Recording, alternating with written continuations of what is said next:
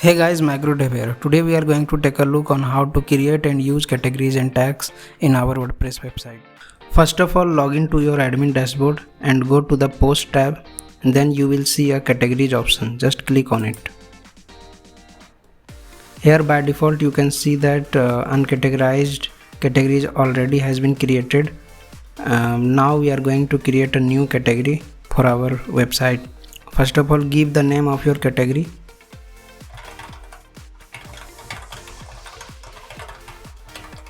And then in the slug field you have to create a URL for this category. I am going to talk about parent category in a little bit. You can give a description here and then just click on the add new category. Here you can see that WordPress tutorial has been created. Now you may want a subcategory for this category, which is also you can create as hierarchy.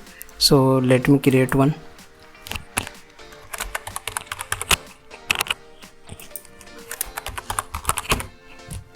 Now you can choose a parent category for this category. So I am going to select it for WordPress tutorial and just give a description for this and then click on the add new category. Now you can see that plugin category has been created and this category is under this WordPress tutorial category. So in this way you can create a hierarchy for the category. This is the main feature of category against the tags.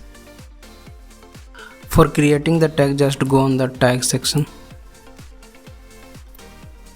Now here you can see the similar option like categories. So just fill the option.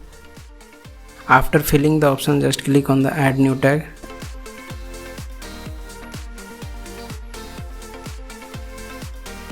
And here you can see that there is no option of creating hierarchy like categories.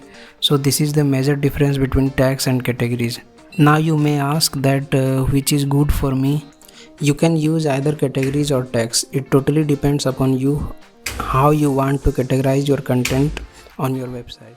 You can add categories and tags to your post directly from the post interface. Let me show you how. Go to the all post option, click on edit. Here you can see the option of categories and tags. You can change the categories or create a new category from directly here.